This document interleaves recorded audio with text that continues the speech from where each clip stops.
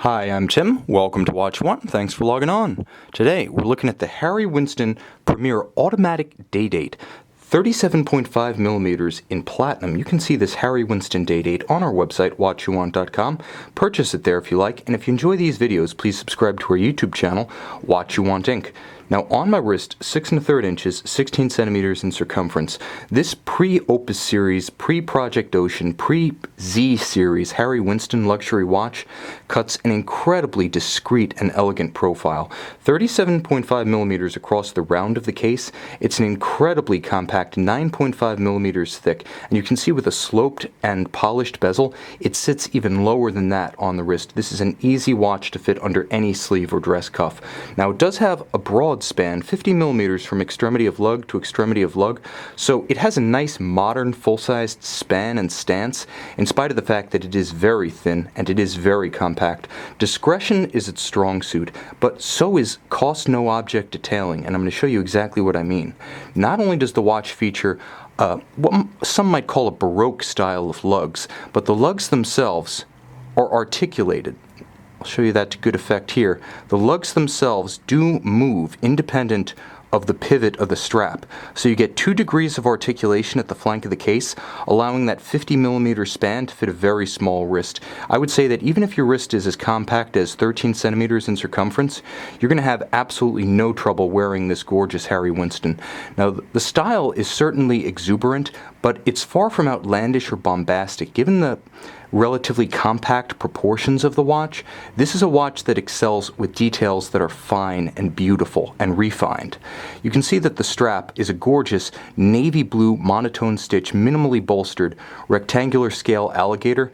It's beautiful and it feels just as good on the skin. You can also see how the lugs are actually connected to the strap by pull tabs, so that if you do want to swap it up, change the shoes on this watch, you can easily do so without the intervention of a jeweler or the need for a jeweler's tool. Now, the clasp is of excellent quality, the clasp being 18 karat white gold for strength. You can see very robust on its interior. Again, no expense spared here, fully finished, no machined or stamped pieces here. Every square millimeter of this clasp looks and feels like an ultra premium product, and it's worth mentioning that Harry Winston, historically, although principally a jeweler, when it has participated in the watch segment, has always done so without reserve. Considered to be several echelons even above Tiffany in the jewelry sector, Harry Winston's watches look and feel that way in the hand. You can see the dial is exquisitely detailed. There are a couple of elements here. First of all, everything that's applied is 18 karat white gold. The hands, these crescent-shaped hour tracks, and yes, each one of these hour tracks is an applied element. The frame for the date window at 6 o'clock, likewise, brushed and beautifully finished white gold. Now, the dial itself is a little bit like a Patek Philippe Advanced Research or a 5235 regulator in that it's vertically brushed with a metallic, almost stainless steel aesthetic. It's gorgeous, it's austere, it's cool, and it's a beautiful complement to the platinum case. The style of the watch has an interesting story behind it, because not only are the little arches themselves a reference to Harry Winston's signature Fifth Avenue store in New York City, but the design language, one might say, was actually coined by Jean-Claude Guite, father of Emmanuel Guite, the man who would go on to pen the Project Z's, the Ocean series, and, of course, designed a watch called the Royal Oak Offshore that you might have heard of.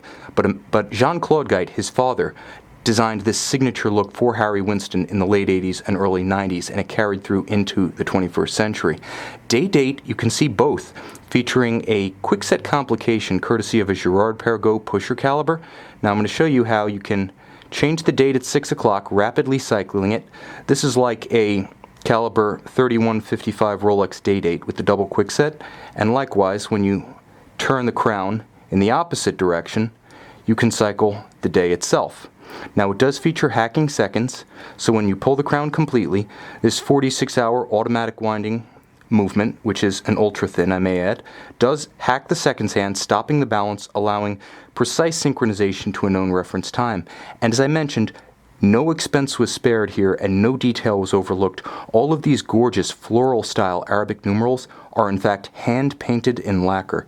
Now, the caseback is simple, and it's quite clear about the provenance of the timepiece. Harry Winston in a combination of brushed and polished finish, plain, simple, but effective. it conveys its message. And so does the watch dial itself.